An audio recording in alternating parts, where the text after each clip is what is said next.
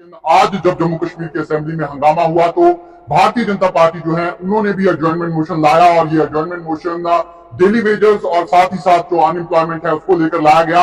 हमारे साथ बात करने के लिए बलवंत सिंह मनकोटिया है, बीजेपी के विधायक, उनसे बात करते हैं। बलवंत जी, हम देख रहे थे 2 दिन से लगातार हंगामा चल रहा था, आज आप भी एक एडजॉर्नमेंट मोशन लेकर आ गए, क्यों लेकर आए आप ये? देखिए, एडजॉर्नमेंट मोशन इसलिए बनता था कि नेशनल कॉन्फ्रेंस ने बेरोजगार लोगों से वादा किया था कि हम 5 साल में 5 लाख नौकरियां देंगे और 1 साल में 1 लाख नौकरी देंगे। और अब 6 महीने हो गए हैं, आज 6 महीने हो गए, कल 8 तारीख को, तो 6 महीने में कम से कम 50,000 नौकरियां बनती थी। और 50,000 हम कहते हैं वो नौकरियां जिसमें आपके रिक्त पद पड़े हैं, पोस्ट खाली पड़ी हैं, आपके 40,000 के करीब जम्मू कश्मीर के अंदर खाली पोस्ट पड़ी हैं, तो 6 महीने में आप उनमें से एक भी पोस्ट फिलअप नहीं कर पाए हो। तो आज तो हमारा बनता था, और ये जानबूझ के 2 दिन से ये ड्रामा कर रहे हैं ताकि अकाउंटेबल अपोजिशन ना बनाए गए बेरोजगारी के मुद्दे पे, डेली वेजेस के मुद्दे पे, बिजली का जो 200 यूनिट का था, इसलिए इन्होंने टेंशन डाइवर्ट करने की कोशिश की। और स्पीकर साहब ने जब सरकार की तरफ से ये आया कि हमारे उस एडजॉर्नमेंट मोशन को रिजेक्ट कर दिया, तो इसका साफ कह दिया कि बेरोजगार लोगों के साथ नेशनल कॉन्फ्रेंस ने पूरे तरीके से झूठ बोला है। उनके साथ कल हमने देखा कि जो एलजी साहब हैं उन्होंने एक प्राइवेट मेंबर बिल जो था डेली वेजेस पे उसको भी एक्सेप्ट कर लिया और उन्होंने कहा था कि डिस्कस हो सकता है। जी, आपको लगता है नेशनल कॉन्फ्रेंस इन सब चीजों से, क्योंकि और भी बहुत सारे बिल आने थे, उसको डाइवर्ट करने की कोशिश? देखिए, अब नेशनल कॉन्फ्रेंस को ये पूरे तरीके से पता है किसी भी सूरत में इसको एक स्टेट जो है वक्फ बोर्ड बिल को नहीं बदल सकती है। वो पार्लियामेंट में पास हुआ है, राज्यसभा में पास हुआ है, वो प्रेसिडेंट ऑफ इंडिया की बोलेगी, और एक ड्यूटी की असेंबली उसको बदल सकती है क्या? तो जानबूझ के उस चीज के ऊपर ड्रामा कर रहे हैं। और जो इंपॉर्टेंट मुद्दे हैं, लोगों को बेरोजगारी का मुद्दा है, लोगों को रोजगार चाहिए, डेली बेसिस को रेगुलेशन का मुद्दा है, या लोगों को बिजली जो है एक्स्ट्रा बिल्स आ रहे हैं उसका मुद्दा है, लोगों को पानी नहीं मिल रहा है, तो वो मुद्दे आप डिस्कस करने के बजाय इस तरीके के न्यू सेंस आप क्रिएट कर रहे हैं असेंबली के अंदर, और अपने ध्यान लोगों का भटकाने। मैं ये एक सवाल में पूछ लेता हूँ आपसे। कल अर्निया में एक बहुत बड़ा प्रोटेस्ट हुआ बिजली को लेकर, सरकार ने कहा था मुफ्त बिजली देंगे, अभी तो इतने बड़े बड़े बिल आ रहे हैं, तो आपको लगता है सरकार लोगों की सुन रही है कि नहीं सुन रही है? देखिए, सरकार यही वजह कि सरकार को 6 महीने में पूरे तरीके से विफल है। और खासकर मैं नहीं कहता बाकी मुद्दों पे, जो उन्होंने वादे किए थे उन वादों को पूरा करने में 1% कामयाब नहीं हुई, और स्कोप ही नहीं है कामयाब होने का।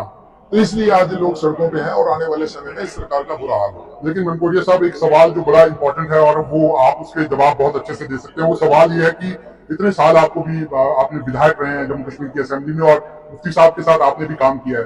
क्या राजनीति जो होती है, राजनीतिक दल जो होते हैं, एक भाषा का मर्यादा जो है वो उसमें बहुत जरूरी है? मुद्दे तो चलते रहते हैं, हमले तो एक दूसरे पे होते हैं, लेकिन भाषा बहुत जरूरी होती है।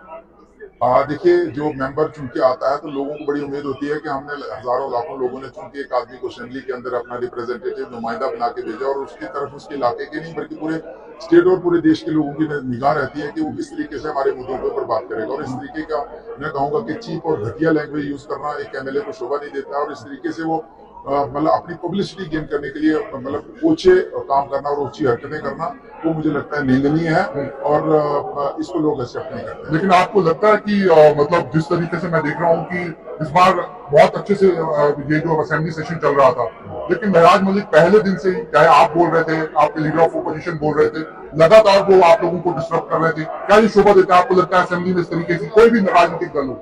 देखिए, मुझे लगता है कि जिस तरीके से वो पब्लिसिटी लेने की कोशिश की है उन्होंने, डेफिनेटली ली है कि वो एक तो सरकार का पार्ट है, सरकार से बाहर आ जाए अगर सरकार की अपोजिशन करनी है, पब्लिसिटी लेने की कोशिश की है। लेकिन इस तरीके की जो तेज रफ्तार की गाड़ी है वो ज्यादा देर चलती नहीं है, वो उसका संभावना दूसरी रहती है। तो ये ज्यादा देर चलने की, इसका बास भी ज्यादा देर नहीं चला है, कितनी देर चला है, तो ये कहाँ चलेगा? ये तो कल के पैदे हैं, बास इसका नहीं चला, उसने बड़ी पब्लिक देश के अंदर प्रधानमंत्री के काम लेके थे, तो कहाँ है? तो ये भी काम कहीं नहीं दिखेंगे आप। लेकिन अगर मैं आपसे पर्टिकुलरली मुफ्ती मोहम्मद सईद के बारे में पूछूं, क्या उनका स्ट्रक्चर कम हो सकता है? आपको लगता है राजनीति में तो बहुत सारे फैसले लोग लेते हैं, लेकिन आपको लगता है जो उन्होंने काम किया, गृह मंत्री रहे देश के, जम्मू कश्मीर में मुख्यमंत्री रहे, आपको लगता है उनका कंट्रीब्यूशन को नकारा जा सकता है? बिल्कुल बिल्कुल, जो कंट्रीब्यूशन है उसको नकारा नहीं जा सकता, और इस तरीके का चीख और घटिया लैंग्वेज उनके खिलाफ बोलना निंदनीय है।